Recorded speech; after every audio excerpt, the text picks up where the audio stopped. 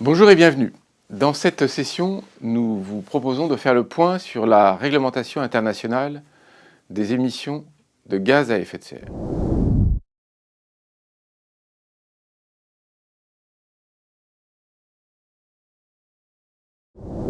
Alors d'abord, il n'y a pas de réglementation mondiale des émissions de gaz à effet de serre. Il y a des réglementations nationales, il n'y a pas de réglementation mondiale. Pourquoi? Parce qu'il n'existe pas d'autorité mondiale supranationale. Il n'existe pas non plus de droit de l'environnement qui s'appliquerait à tous les pays. Et il n'y a pas non plus d'organisme mondial pour réguler les émissions. Il existe bien sûr l'OMC, l'Organisation mondiale du commerce. Et on pourrait imaginer, et même je pense que c'est souhaitable, que se mette en place également une organisation mondiale de l'environnement, une OME, mais ce n'est pas encore le cas. Le GIEC, le groupe d'experts intergouvernemental sur l'évolution du climat, n'a pas de pouvoir réglementaire. C'est un regroupement de centaines de scientifiques venus de tous les pays du monde qui s'organisent pour rendre compte des travaux sur le phénomène du changement climatique. Le GIEC produit un rapport environ tous les 5 ans depuis 1990. Le dernier rapport, le 5, est sorti en 2014. Le GIEC s'est constitué sous la double égide de deux organismes mondiaux existants, l'Organisation des Nations Unies et l'Organisation météorologique mondiale. Les recommandations qui figurent dans les rapports du GIEC ont le statut de conseil scientifique, elles ne sont pas contraignantes. D'ailleurs, l'accord de Paris, de la COP21, n'est pas non plus contraignant. L'accord de Paris est le premier accord de l'histoire de l'humanité qui détermine un objectif commun, partagé par tous les pays. Maintenir la hausse de la température moyenne planétaire par rapport au niveau pré-industriel en dessous de 2 degrés. L'accord de Paris a été signé à la 21e Convention des parties, qu'on appelle COP. Cette COP, elle s'inscrit dans le cadre de la Convention cadre des Nations Unies sur le changement climatique, la CNUC, qui a été mise en place au sommet de Rio en 1992. Mais cet accord ne peut pas être contraignant dans l'état actuel du droit de l'environnement. L'accord de Paris contient l'engagement de tous les pays qui l'ont ratifié de produire des contributions nationales individuelles, ou appelées INDC, Intended Nationally Determined Contribution.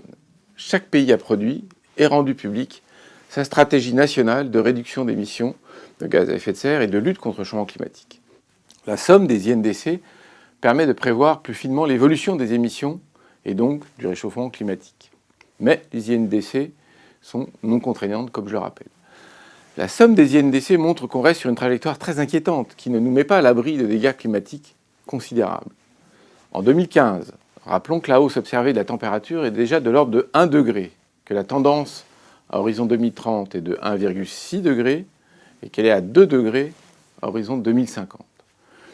Les INDC, si elles étaient respectées, nous conduiraient sans doute à une hausse comprise entre 3 et 4 degrés Celsius, c'est-à-dire très au-dessus des 2 degrés qui sont l'engagement de l'accord de Paris. C'est pour cela qu'il est prévu dans cet accord une clause de revoyure. Il faut encore améliorer les INDC. Pour que la trajectoire des émissions mondiales corresponde à un réchauffement limité à plus de degrés d'ici la fin du siècle, il faudrait que les émissions mondiales commencent à baisser dès maintenant à un rythme soutenu. On en est loin. Cette situation d'accord non contraignant et insuffisant vient notamment du fait que les instances de l'ONU, et notamment la Convention des parties, sont gérées dans chaque pays par la diplomatie. Les diplomates n'ont pas autorité sur le secteur économique et énergétique de leur pays. On ne peut réaliser la transition rapidement que si l'ensemble de l'économie d'un pays en fait son objectif. Seule la Chine, qui n'est pas un exemple forcément sur tous les plans, mais c'est une économie planifiée, semble aujourd'hui présenter une telle caractéristique. D'autres instances internationales se sont exprimées sur la nécessité de réduire les émissions de gaz à effet de serre.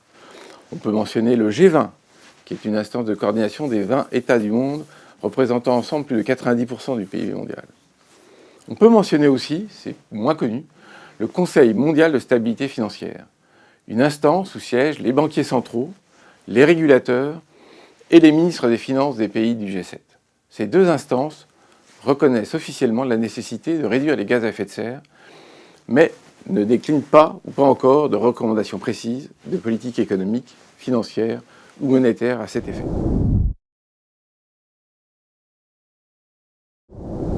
L'Union européenne a mis en place un paquet énergie-climat en 2008, qui est en cours de révision suite à des propositions de la Commission européenne qui ont été faites en 2014. En 2008, elle a mis en place un dispositif d'ensemble comprenant régulation des émissions, normes industrielles et directives efficacité énergétique et mesures favorables aux énergies renouvelables. La réglementation européenne est ensuite transposée dans les droits nationaux des pays membres de l'Union, où elle devient donc la loi et la force de loi. Premier outil mis en place, les normes industrielles, qui concernent principalement l'industrie automobile.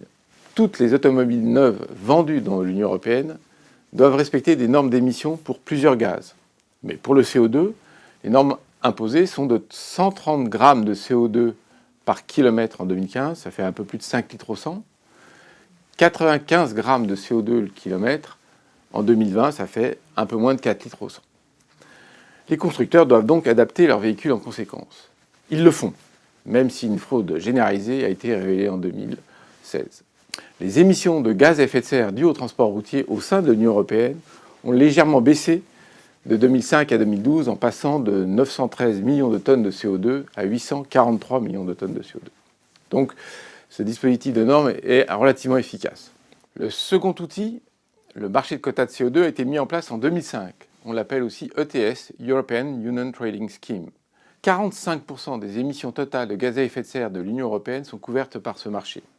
Les émissions couvertes se sont élevées en 2014 à 1790 millions de tonnes de CO2 et elles ont baissé d'un quart en 10 ans. Cependant, cette baisse est principalement attribuable à la mise en place d'autres instruments de politique économique que ce marché lui-même, à savoir les améliorations d'efficacité énergétique et le développement des énergies renouvelables. Le marché ETS délivre un prix trop volatile et trop bas pour avoir un effet dissuasif sur les émissions. Ce prix se situe fin 2016 autour de 5 € la tonne de CO2. On ne doit pas considérer ce prix comme un prix déterminé par un marché parfait ou quasi parfait. Pourquoi ? Parce que la quantité de permis d'émission négociée sur ce marché résulte d'une décision administrative de l'organisme régulateur, la Commission européenne. Le prix qui apparaît sur ce marché administré est bas parce que la quantité de permis mis en circulation est trop importante pour que le prix résultant des négociations puisse être suffisamment élevé pour dissuader les industriels d'émettre. Le troisième outil, la directive efficacité énergétique, a été mise en place en 2012 et elle vise à accroître l'efficacité énergétique dans l'Union de 20% d'ici 2020. La mesure la plus importante du texte prévoit un objectif contraignant de réduction de 1,5% par an de l'ensemble des ventes d'énergie hors transport.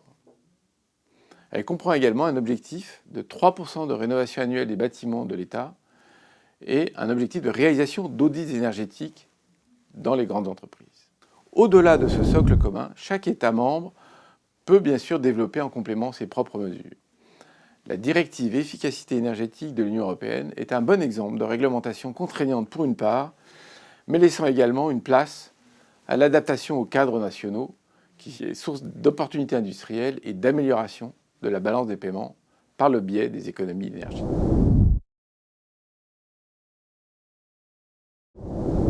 En dehors d'un cadre réglementaire, certaines associations d'acteurs industriels établissent des cadres qui, dans un monde dérégulé, ont une importance majeure pour l'atteinte des objectifs en termes de réduction d'émissions. Citons d'abord les associations internationales de transporteurs, l'OACI pour l'aviation civile et l'OAMI pour les transports maritimes internationaux. Ces deux organismes sont d'autant plus importants que les émissions qu'ils couvrent ne sont comprises ni dans les inventaires nationaux ni dans l'accord de Paris. Au total, on les estime à un peu moins de 5% des émissions mondiales de CO2. Par ailleurs, le transport aérien se développe très rapidement, notamment dans les pays émergents. L'OACI a lancé un programme de compensation appelé CORSIA, Carbon Offsetting and Reduction Scheme for International Aviation, ou régime de compensation et de réduction de carbone pour l'aviation internationale. Elle a fait adopter CORSIA en octobre 2016 en Assemblée générale. Ce dispositif va s'étaler en deux phases. D'abord sur une base de volontariat, avec une première étape pilote suivie d'une mise en application partielle, puis à partir de 2027 sur un mode obligatoire.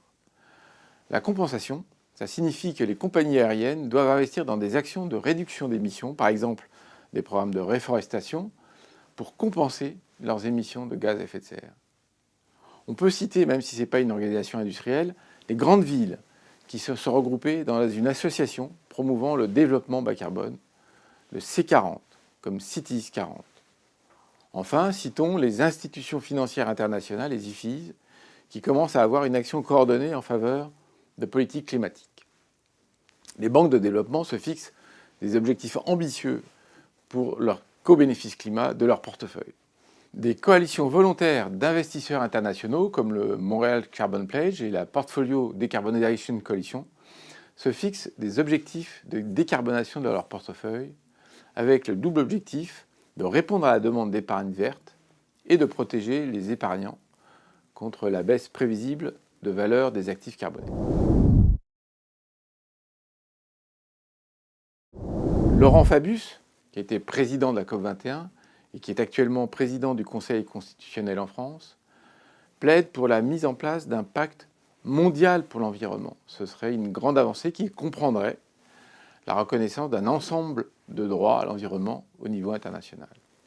Dans notre rapport sur les financements remis à la COP21, nous avons proposé que les régulateurs internationaux adoptent une feuille de route internationale pour la mobilisation des financements en complément des stratégies nationales.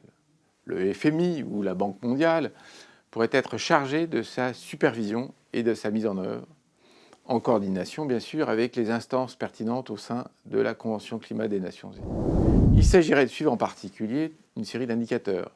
Les évolutions du signal prix carbone, y compris la diminution des subventions aux énergies fossiles, l'évolution mondiale du montant des financements climat, les réformes permettant de lever les obstacles aux investissements dans les infrastructures bas carbone, l'intégration du risque climatique dans les réglementations financières et l'évolution du découplage entre le PIB et les émissions de gaz à effet de serre.